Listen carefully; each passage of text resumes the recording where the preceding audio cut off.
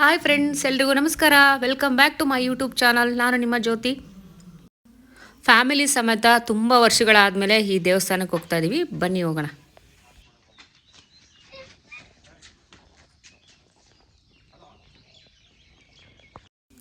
ಹಾಗೆ friends, video ಯಾರಾದರೂ subscribe ಆಗದೆ ಹೊಸಬ್ರು ನೋಡ್ತಾ ಇದ್ರೆ ಪ್ಲೀಸ್ ಸಬ್ಸ್ಕ್ರೈಬ್ ಮಾಡ್ಕೊಂಡು ನೋಡಿ. ಹಾಗೆ ವಿಡಿಯೋ ಇಷ್ಟ ಆದರೆ ಫ್ರೆಂಡ್ಸ್ಗೆ, ರಿಲೇಷನ್ಗೆ ಶೇರ್ ಮಾಡೋದು ಮರಿಬೇಡಿ. ಒಂದು ಲೈಕ್ ಮಾಡಿ, ಕಮೆಂಟ್ಸ್ ಮಾಡಿ ಹೇಗಿತ್ತು ಅಂತ. ತಮ್ಮೇಲೆ ನೋಡಿ ನಿಮ್ಗಾಗಲೇ ಗೊತ್ತಾಗಿರುತ್ತೆ ನಾನು ಯಾವ ದೇವಸ್ಥಾನಕ್ಕೆ ಕರ್ಕೊಂಡು ಹೋಗ್ತಿದ್ದೀನಿ ಅಂತ. ಸೊ ಆಲ್ಮೋಸ್ಟು 400 ವರ್ಷಗಳ ಹಿಂದಿನ ದೇವಸ್ಥಾನ, ನಿಮಿಷಾಂಬ ದೇವಸ್ಥಾನ. ಸುಮಾರು ಬೆಂಗಳೂರಿಂದ 140 ಕಿಲೋಮೀಟರ್ ಆಗುತ್ತೆ ಫ್ರೆಂಡ್ಸ್ ದೇವಸ್ಥಾನ. ಮೈಸೂರಿಂದ ಜಸ್ಟ್ 20 ಕಿಲೋಮೀಟರ್ ಏನೋ ಆಗುತ್ತೆ ಅಷ್ಟೇ. ಮಂಡ್ಯ ಡಿಸ್ಟ್ರಿಕ್ಟ್ ಬರುತ್ತೆ.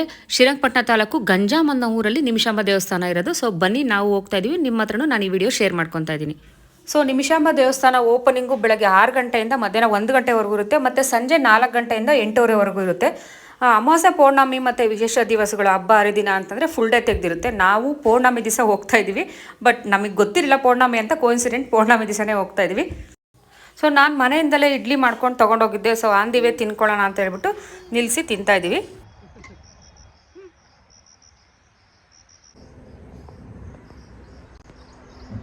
ಬಾವಿ ನೋಡಿ, ಇಲ್ಲೇ ಪಕ್ಕದಾಗೆ, ಬಾವಿ ಪಕ್ಕದಾಗೆ ತಿಂತಿದ್ದೀವಿ. ನೀರು ಎಷ್ಟಿದೆ ಗೊತ್ತಾ ಅದ್ರಾಗೆ? ಇಲ್ಲ ಕಣಿ, ಅರ್ಧ ಇದ್ದಾವೆ. ನಿಜ, ಬಾ ತೋರಿಸ್ತೀನಿ. ಏನಾಗುತ್ತೆ? ಸಿ, ಅರ್ಧ ಇದೆ, ಅರ್ಧ ಮುಕ್ಕಳಿದೆ. ಗನಿ ದೂರ ಇರಮ್ಮ. ಎಲ್ಲರಿಗೂ ತಿಂಡಿ ಆಯಿತು. ಮೆಜೆಸ್ಟಿಕ್ಕಿಂದ ಶ್ರೀರಂಗಪಟ್ಟಣಕ್ಕೆ ಬಸ್ಸಸ್ಗಳಿದೆ. ಶ್ರೀರಂಗಪಟ್ಟಣದಿಂದ ಜಸ್ಟ್ 3-4 ಕಿಲೋಮೀಟರ್ ಆಗುತ್ತೆ ಅಷ್ಟೇ. ನಾವು ಅಲ್ಲಿಂದ ಗಾಂಜಾಮ್ಗೆ ಒಂದು 50 ರೂಪಾಯಿ ಏನೋ ಆಟೋ ಕೇಳ್ತಾರೆ. ಅಲ್ಲಿಂದ ನಾವು ಆರಾಮಾಗಿ ನಿಮಿಷಾಂಬ ದೇವಸ್ಥಾನಕ್ಕೆ ಬಂದು ರೀಚ್ ಆಗ್ಬೋದು. ನಾವು ಆಲ್ಮೋಸ್ಟ್ ಮನೆಯಿಂದ ತಿಂಡಿ ಮಾಡ್ಕೊಂಡು ಹೊರಟಿದ್ದೀವಿ ಅಂತಂದರೆ ಈ ಥರ ತೋಟಗಳನ್ನೇ ನೋಡಿ ಹುಡುಕಿ ಅಲ್ಲಿ ಕುತ್ಕೊಂಡು ತಿಂಡಿ ಮುಗಿಸ್ಕೊಂಡು ಹೋಗ್ತೀವಿ.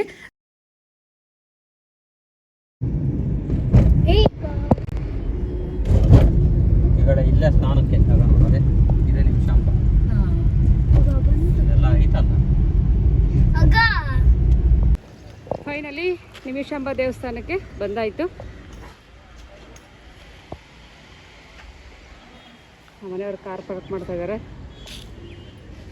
ತುಂಬ ಜನ ಆಗಲೇ ಬಂದ್ಬಿಟ್ಟಿದ್ದಾರೆ. ಆಗಲೇ ಬಿಸಿಲು ಇವಾಗ ಸ್ವಲ್ಪ ಟೈಮ್ ಬರ್ತೈತೆ, ಸ್ವಲ್ಪ ಟೈಮ್ ಹೋಗ್ತೈತೆ ಬಿಸಿಲು.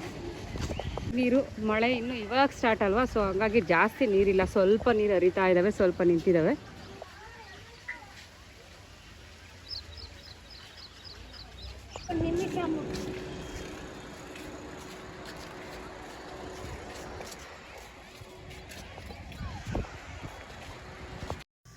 ಸೊ ಹಚ್ಚ ಹಸಿರು ತುಂಬಿದೆ, ನೋಡೋದಕ್ಕೆ 2 ಕಣ್ಣು ಸಾಲದು. ಅದರ ಮಧ್ಯೆ ಕಾವೇರಿ ನೀರು ಹರಿತಾ ಇರೋದಂತೂ ಅಷ್ಟು ಚೆನ್ನಾಗಿದೆ. ಮಳೆ ಕಡಿಮೆ, ಇನ್ನು ಇವಾಗ ಸ್ಟಾರ್ಟ್ ಆಗಿರೋದ್ರಿಂದ ಸ್ವಲ್ಪ ಕಡಿಮೆ ಇದೆ ನೀರು. ಈ ಥರ ಜಾಗಗಳಿಗೆ ಹೋದಾಗ ನಾವು ಈ ಪವಿತ್ರವಾದ ನದಿಗಳಲ್ಲಿ ಮುಳುಗೋದೇ ನಮ್ಮದು ಒಂದು ಅದೃಷ್ಟ ಅಂತ ಹೇಳ್ಬೋದು. ಸೊ ಅದನ್ನಂತೂ ನಾವು ಮಿಸ್ ಮಾಡ್ಕೊಳ್ಳೋದೇ ಇಲ್ಲ. ಸೊ ನಾವು ಸಹ ಬಟ್ಟೆಗಳೆಲ್ಲ ತೊಗೊಂಡೋಗಿದ್ವಿ. ಅಲ್ಲೇ ಒಂದು ಮುಳುಗಾಕ್ಬಿಟ್ಟು ಬಟ್ ಡ್ರೆಸ್ ಚೇಂಜ್ ಮಾಡೋದಕ್ಕೆಲ್ಲ ಚಿಕ್ಕ ರೂಮ್ ಔಟ್ಸೈಡ್ ಇರುತ್ತೆ. ಬಟ್ ಅಷ್ಟೊಂದು ಚೆನ್ನಾಗಿಲ್ಲ ಅಂತ ಹೇಳ್ಬೋದು ಡ್ರೆಸ್ ಚೇಂಜ್ ಮಾಡೋದಕ್ಕೆ. ನಾನು ಪುಟಾಣಿಗೆ ನೀರು ನೋಡ್ತಿದ್ದಂಗೆ ಸಿಕ್ಕಾಬಟ್ಟೆ ಖುಷಿಯಾದ. ಮಕ್ಕಳಂದರೆ ಅಷ್ಟೇ ಅಲ್ವಾ, ನೀರು ನೋಡ್ತಿದ್ದಂಗೆ ಅವ್ರಿಗೆ ಸಖತ್ ಖುಷಿ ತಡ್ಕೊಳಕ್ಕಾಗಲ್ಲ. ಸ್ವಲ್ಪ ಆಟ ಆಡೋಕ್ಕೆ ಸ್ಟಾರ್ಟ್ ಮಾಡ್ದೆ. ಬಟ್ ಬಿಸಿಲು ಸಿಕ್ಕಾಬಟ್ಟೆ ಸ್ಟಾರ್ಟ್ ಆಗಿತ್ತು. ಜೊತೆಗೆ ನಮಗೆ ಗೊತ್ತಿಲ್ಲದೆ ಪೌರ್ಣಮಿ ದಿವಸನೇ ಹೋಗಿದ್ವಿ. ತುಂಬ ಜನ ಅಂತೂ ಹೋಗ್ತಾಯಿದ್ರು. ಸಿಕ್ಕಾಬಟ್ಟೆ ರಶ್ ಇತ್ತು, ಹೊರಗಡೆಯಿಂದನೇ ಕ್ಯೂ ಇತ್ತು. ಹೌದಾ ಬೇಬಿ? ಎಷ್ಟಿದ್ದು ಬಿಸಿಲಿಗೆ ಕಂಡುಬಿಡೋಕ್ಕಾಗ್ತಿಲ್ವಂತೆ ನಮ್ಮ ಬೇಬಿಗೆ.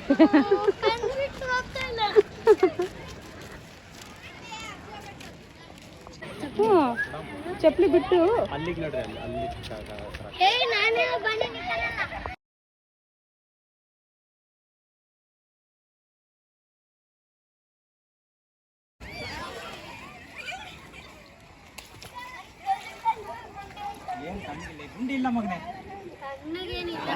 ಕತ್ಲೈತಲ್ವಾ ಸಿಕ್ಕಾಬಟ್ಟೆ. ಅವನೇ ಮಾಡ್ಕೊಂತಾನೆ, ನೀವೇನು ಇದು ಮಾಡ್ಬೇಡ್ರಿ. ಅವನೇ ಸ್ವಲ್ಪ ಇದು ಮಾಡ್ಕೊಂಡು.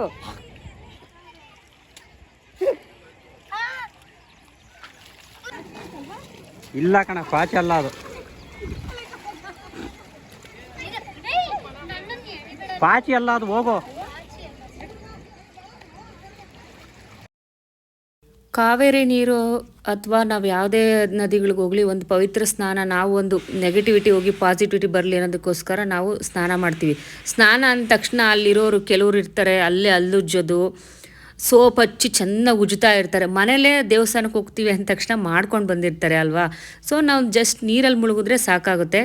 ಆದರೂ ಕೆಲವರು ಅರ್ಥ ಮಾಡ್ಕೊಳ್ಳಲ್ಲ, ತಪ್ಪು ತಿಳ್ಕೊಬೇಡಿ. ಯಾರಾದರೂ ಆ ಥರ ಮಾಡಿದರೆ ದಯವಿಟ್ಟು ಆ ಥರ ಮಾಡಬೇಡಿ. ಪಬ್ಲಿಕ್ಕಿಗೋಸ್ಕರ ಅಂತಲೇ ರೂಮ್ಗಳೆಲ್ಲ ಬಿಟ್ಟಿರ್ತಾರೆ, ಬಟ್ ಅಲ್ಲೂ ಸಹ ಕ್ಲೀನಾಗಿ ಇಟ್ಕೊಳ್ಳಲ್ಲ ನಮ್ಮ ಜನಗಳು. ಬಟ್ಟೆನೆಲ್ಲ ಬಿಚ್ಚಿ ಕೆಲವು ಬಟ್ಟೆಗಳೆಲ್ಲ ಅಲ್ಲಲ್ಲೇ ಬಿಟ್ಟು ಬರ್ತಾರೆ. ನೀವು ಬಿಡಲೇಬೇಕಂದ್ರೆ ತೊಗೊಂಡೋಗಿ ಬೇರೆ ಕಡೆ ಎಲ್ಲಾದರೂ ಹಾಕಿ, ಅದು ಬಿಟ್ಬಿಟ್ಟು ಬೇರೆ ಪಬ್ಲಿಕ್ಕಿಗೆ ತೊಂದರೆ ಆಗೋ ಥರ ನಾವು ಗಲೀಜು ಮಾಡಬಾರ್ದಲ್ವಾ. ಒಂದು ನದಿ ದಡದಲ್ಲೇ ಆಯಿತು, ಸೋಪ್ ಹಚ್ಚಿದ ಕವರ್ಗಳು ಅದೆಲ್ಲ ಅಲ್ಲಲ್ಲೇ ಬಿಸಾಕ್ಬಿಟ್ಟು ಬರ್ತಾರೆ.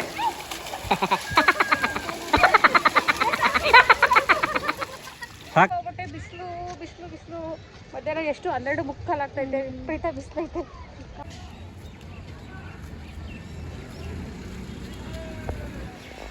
ಸುಸ್ತಾಗಿತ್ತು. ಇಲ್ಲೇ ₹60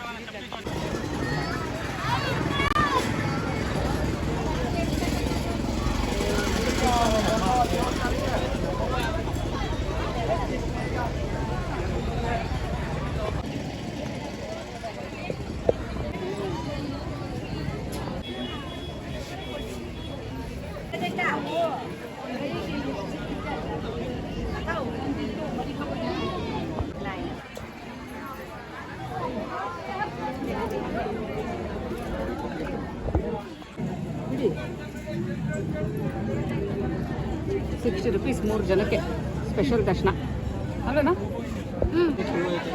ಅಲ್ಲೂ ಕ್ಯೂ ಐತೆ ನೋಡಿ. ₹100 ದರ್ಶನ ಕ್ಯೂ ಐತೆ.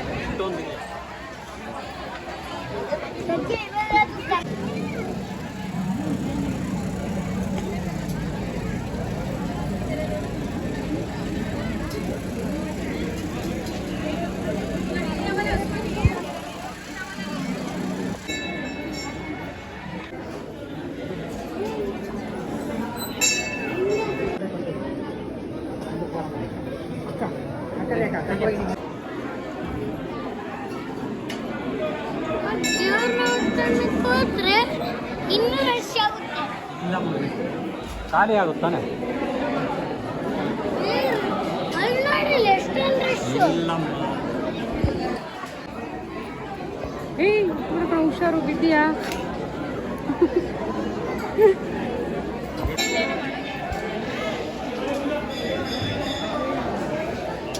ಬನ್ನಿ.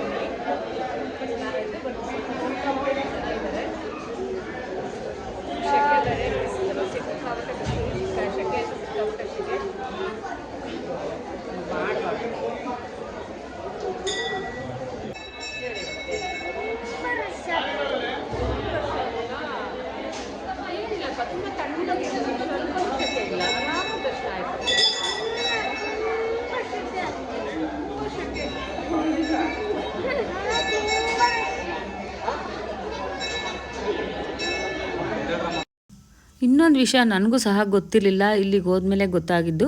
ತಾಯಿ ಸಾಕ್ಷಾತ್ ಪಾರ್ವತಿ ದೇವಿನೇ ಇಲ್ಲಿ ನಿಮಿಷಾಂಬ ರೂಪದಲ್ಲಿ ನೆಲೆಸಿದ್ದಾಳೆ ಅಂತ ಹೇಳ್ತಾರೆ ಇಲ್ಲಿ. ಇನ್ನೊಂದೇನಪ್ಪ ಅಂದರೆ ತಾಯಿ ನಿಮಿಷಾಂಬ ದೇವಿನ ಭಕ್ತಿಯಿಂದ ಒಂದು ನಂಬಿಕೆ ಇಟ್ಟು ನಾವು ಕೇಳ್ಕೊಂಡ್ರೆ 1 ನಿಮಿಷ ಮಾತ್ರದಲ್ಲಿ ಅವ್ರ ಕಷ್ಟಗಳನ್ನ ಪರಿಹರಿಸ್ತಾಳೆ ಅನ್ನೋದು ಸಹ ಇಲ್ಲಿ ನಂಬಿಕೆ ಇದೆ. ಇಲ್ಲಿ ಪ್ರಸಾದನೂ ಸಹ ಸಿಗುತ್ತೆ. ಆದರೆ ನನ್ನ ಪುಟಾಣಿ ಅಷ್ಟೊತ್ತಿಗೆ ದರ್ಶನ ಮಾಡ್ಕೊಂಬರೋ ಅಷ್ಟೊತ್ತಿಗೆ ಅವನಿಗೆ ಸುಸ್ತಾಗೋಯ್ತು. ನಾ ಹಂಗಾಗಿ ಪ್ರಸಾದಕ್ಕೆ ಉಳ್ಕೊಳಕ್ಕೆ ಹೋಗಲಿಲ್ಲ. ಅಲ್ಲೂ ಸಹ ಸ್ವಲ್ಪ ಜನ ಇದ್ದರು.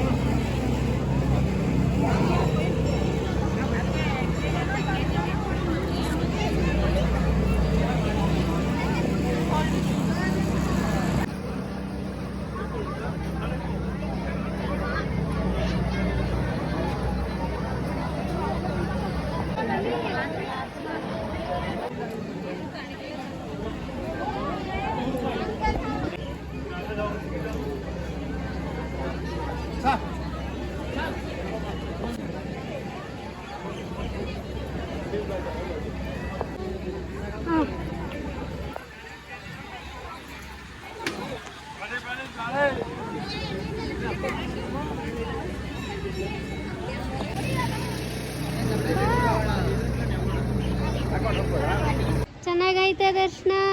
ಸೂಪರಾಗಾಯ್ತು. ಬಟ್ ಸಿಕ್ಕಾಬಿಟ್ಟೆ ಜನ, ಬಿಸಿಲು ಸಿಕ್ಕಾಬಿಟ್ಟೆ, ಸಿಕ್ಕಾಬಿಟ್ಟೆ ಶೆಕೆ. ಬೆಳಗ್ಗೆ ಟೈಮ್ ಬರಬೇಕು, ಇಲ್ಲ ಸಂಜೆ ಟೈಮ್ ಬರಬೇಕು. ಮಧ್ಯಾಹ್ನ ಹೊರಟು ಬಂದರೆ ಬೆಂಗಳೂರಿಂದ ಸಂಜೆ ಅಷ್ಟೊತ್ತಿಗೆ ನೋಡ್ಕೊಂಡು ಹೋಗ್ಬೋದು. ಸಂಜೆ ಹೊತ್ತು ಸ್ವಲ್ಪ ರಶ್ ಕಡಿಮೆ ಇರುತ್ತಂತೆ. ಒಂದು 5 ಗಂಟೆ ಮೇಲೆ 8 ಗಂಟೆವರೆಗೂ ಕ್ಲೋಸಿಂಗ್ ಟೈಮ್ ಇರುತ್ತೆ ದೇವಸ್ಥಾನ ಓಪನಿಂಗು. ಬೆಳಗ್ಗೆ ಹೊತ್ತು ಎಷ್ಟೊತ್ತಿಗೆ ಓಪನ್? 6 ಗಂಟೆಗೆ ಆಲ್ಮೋಸ್ಟ್ ಓಪನ್ ಆಗುತ್ತೆ. ಕ್ಲೋಸೇ ಇಲ್ಲ, ಆಲ್ಮೋಸ್ಟ್ ಎಲ್ಲ ಟೈಮು ಓಪನ್ನೇ ಇರುತ್ತೆ ದೇವಸ್ಥಾನ. ಇವತ್ತು ಭಾನುವಾರ ಬೇರೆ ನಾವು ಬಂದಿರೋದು, ಸೊ ಹಾಗಾಗಿ ಸಿಕ್ಕಾಬಿಟ್ಟೆ ಜನ ಇದ್ದಾರೆ, ಸಿಕ್ಕಾಬಿಟ್ಟೆ ರಶ್ ಇದೆ. ಜೊತೆಗೆ ನಾವು ಸ್ಪೆಷಲ್ ದರ್ಶನಕ್ಕೇನು ಹೋಗಲಿಲ್ಲ. ಸ್ಪೆಷಲ್ ದರ್ಶನ 100 ರೂಪಾಯಿ ಟಿಕೆಟ್ ಇತ್ತು. ಮೀಡಿಯಮ್ ದರ್ಶನ ಅಂತ ಹೇಳ್ಬೋದು, ಅದಕ್ಕೆ 20 ರೂಪಾಯಿ ಇತ್ತು. ನಾವೆಲ್ಲರೂ 20 ರೂಪಾಯಿ ದರ್ಶನಕ್ಕೆ ಹೋಗಿ ಬಂದ್ವಿ. ಫ್ರೀ ದರ್ಶನ ಇತ್ತು, ಆಲ್ಮೋಸ್ಟ್ ಫ್ರೀ ದರ್ಶನ 20 ರೂಪಾಯಿ ದರ್ಶನ ಸೇಮ್ ಇತ್ತು, ಸ್ವಲ್ಪ ಆಲ್ಮೋಸ್ಟು. ಸೊ ಇರಲಿ ನೋಡೋಣ ಅಂತ ನಾವು 20 ರೂಪೀಸ್ ದರ್ಶನಕ್ಕೆ ಹೋದ್ವಿ. ಆಲ್ಮೋಸ್ಟ್ 1 ಅವರ್ ಆಯಿತು ದರ್ಶನ ಆಗಿ ಬರೋ ಅಷ್ಟೊತ್ತಿಗೆ. ನಿಮಿಷಾಂಬ ತಾಯಿ ನೋಡಿ ನಮಗಂತೂ ಸಖತ್ ಖುಷಿ ಆಯಿತು. ನೀವು ಸಹ ಹೋಗಿ ದರ್ಶನ ಮಾಡ್ಕೊಂಡು ಬನ್ನಿ ಅಂತ ಹೇಳ್ತಾ ನಾನು ಬ್ಲಾಗ್ನ ಹೆಂಡ್ ಮಾಡ್ತಾ ಇದ್ದೀನಿ. ಸೊ ಹೆಂಡ್ ಮಾಡ್ತಾ ಇಲ್ಲ, ಕಂಟಿನ್ಯೂ ನೆಕ್ಸ್ಟ್ ಬ್ಲಾಗು ಶ್ರೀರಂಗಪಟ್ಟಣದಾಗಿರುತ್ತೆ. ನನ್ನ ಬ್ಲಾಗ್ ಇಷ್ಟ ಆಗಿದ್ರೆ ಒಂದು ಲೈಕ್ ಮಾಡಿ, ಕಮೆಂಟ್ಸ್ ಮಾಡಿ. Thank you for watching friends. Next ಬ್ಲಾಗಲ್ಲಿ ಸಿಗೋಣ. ಬಾಯ್ ಬಾಯ್.